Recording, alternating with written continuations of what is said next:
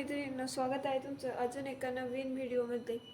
आज आपण बॅकनेकची युनिक आणि ट्रेंडिंग असलेली शिकणार आहोत। त्यासाठी मी इथे या प्रकारे हे अस्तर व फॅब्रिक जोडून घेतलेलं आहे। या प्रकारे तुम्ही बघू शकता व त्याच पद्धतीने मी एक पेपर पॅटर्नही घेतलेला आहे।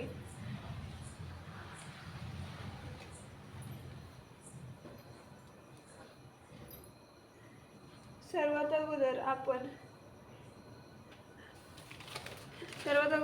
या पाठीच्या भागावरती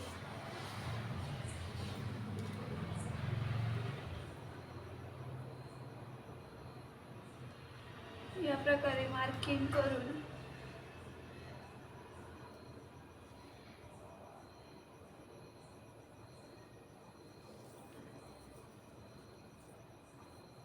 आपला सिंपल असा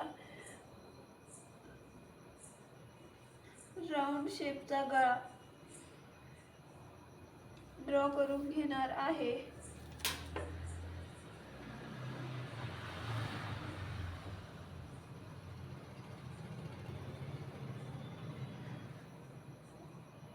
या पद्धतीने गळा ड्रॉ करून झाल्यानंतर आता आपण हे कट करून घेणार आहोत।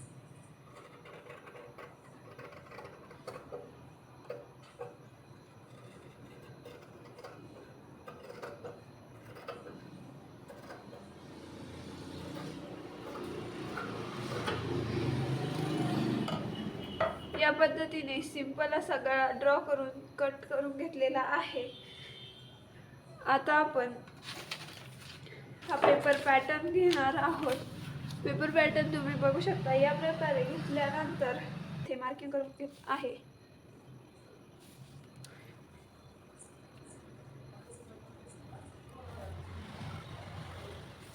या प्रकारे मी इथे 3 इंचाचा गळा ड्रॉ करून घेणार आहे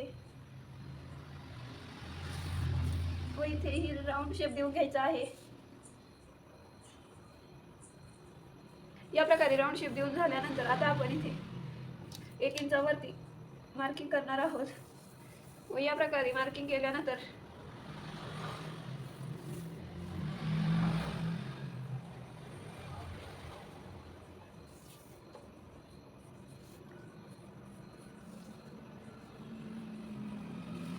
या प्रकारे शेप देऊन घ्यायचा आहे। तुम्ही बघू शकता।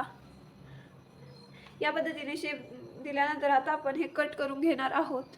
या पद्धतीने मी कट करून घेतलेला आहे व या पद्धतीने तुम्ही बघू शकता असा आपला पॅटर्न तयार झालेला आहे। या ठिकाणी हे कट करून घेतलेला आहे व तुम्ही बघू शकता या प्रकारचा पॅटर्न तयार झालेला आहे। हा पॅटर्न आता आपण साडीच्या फॅब्रिक वरती ठेवून कट करून घेणार आहोत। या ठिकाणी तुम्ही बघू शकता मी हे कॅनव्हास अस्तर व मेन फॅब्रिक कट करून घेतलेलं आहे। आता आपण अस्तर व कॅनव्हास एकमेकांना चिटकवून घेणार आहोत। चला तर मग या ठिकाणी मी कॅनव्हास चिटकवून घेतलेला आहे। आता आपण इथे 1/2 इंचाच्या अंतरावरती टीप मारून एक्स्ट्राचं कापड कट करून घ्यायचं आहे। या प्रकारे आपलं पॅच तयार झालेला आहे। तुम्ही बघू शकता। आता आपण याला इथे या साईडला व इथे या साईडला या दोन्ही साईडला गोट करून घेणार आहोत।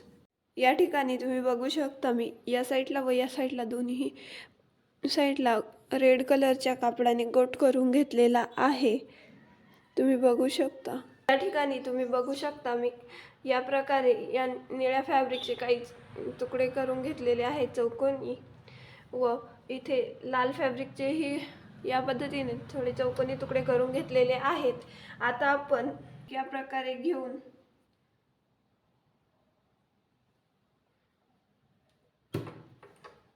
व त्यावरती लाल फॅब्रिकचाही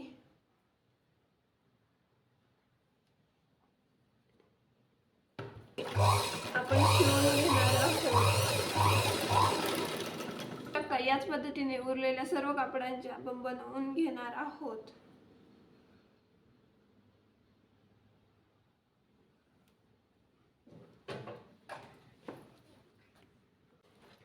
या ठिकाणी तुम्ही बघू शकता आपण हे पूर्ण बनवून घेतलेले आहे। आता आपण हे या प्रकारे फोल्ड करून इथे लावून घेणार आहोत.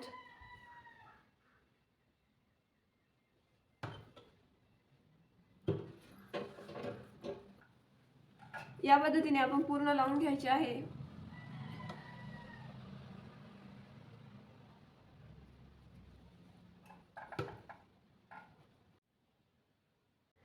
आता मी हे पूर्ण स्टिच करून घेतलेलं आहे. आता आपण इथे पूर्ण याला गोट करून घेणार आहे. या ठिकाणी मी गोट करून घेतलेला आहे. आता आपण सर्वात पहिल्यांदा बनवलेला जो पॅच होता पॅच या पद्धतीने इथे शिवून घेणार आहोत. आपण हा पॅच शिवून घेतलेला आहे व तुम्ही बघू शकता किती सुंदर अशी डिझाईन दिसत आहे.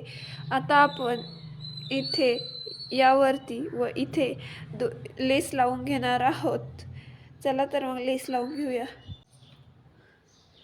लेस लावल्यानंतर तुम्ही फायनल लुक बघू शकता किती सुंदर दिसत आहे. आता आपण प्रत्येक या कोणामध्ये एक एक मणी स्टिच करून घेणार आहे. चला तर मग बघूयात.